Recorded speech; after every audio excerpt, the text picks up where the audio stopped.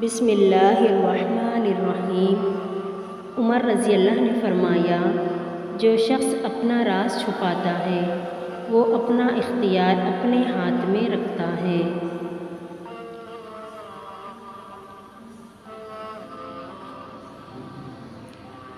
ہمیشہ سچ بولو، چاہے سچ بولنے سے تمہاری جان ہی کیوں نہ چلی جائے۔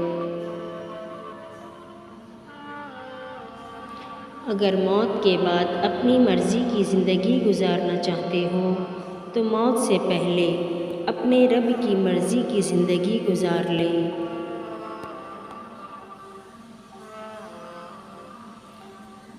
عمر رضی اللہ نے فرمایا، کم کھانے میں صحت ہے، کم بولنے میں سمجھداری ہے اور کم سونا عبادت ہے۔ جس نے رب کے لیے جھکنا سیکھ لیا وہی علم والا ہے، کیونکہ علم کی پہچان عاجزی ہے اور جاہل کی پہچان تکبر ہے۔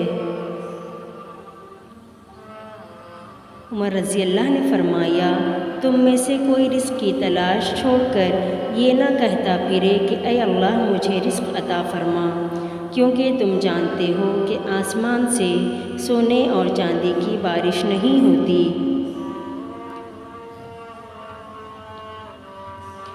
اچھے لوگوں کو آزمانے کی کوشش نہ کرنا، کیونکہ اچھے لوگوں کی مثال ہیرے جیسی ہے، جب تم انہیں ٹھوکر مارو گے تو یہ ٹوٹیں گے نہیں، لیکن پھسل کر تمہاری زندگی سے بہت دور چلے جائیں گے۔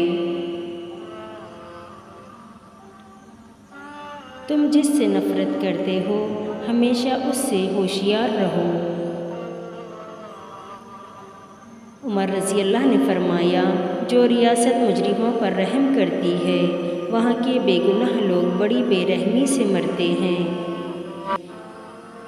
اللہ کے سوا کسی سے کسی چیز کی امید نہ رکھیں۔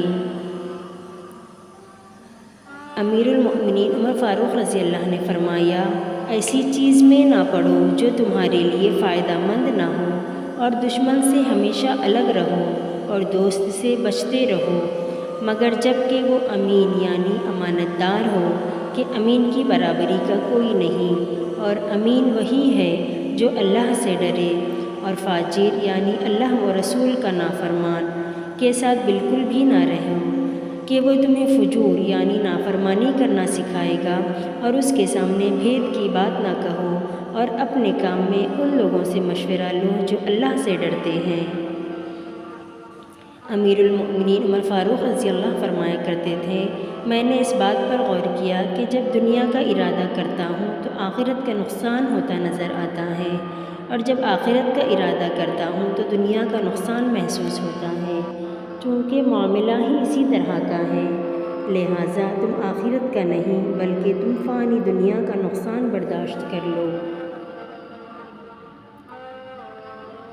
آسمان کا ہر فرشتہ عمر رضی اللہ کی توقیر کرتا ہے، اور زمین کا ہر شیطان ان کے خوف سے لرزتا ہے۔ عمر فاروق رضی اللہ فرمایا کرتے ہیں کہ اس مہینے کو خوش آمدید ہے جو ہمیں پاک کرنے والا ہے، پورا رمضان خیر ہی خیر ہے، دن کا روزہ ہو یا رات کا قیام، اس مہینے میں خرچ کرنا جہاد میں خرچ کرنے کا درجہ رکھتا ہے۔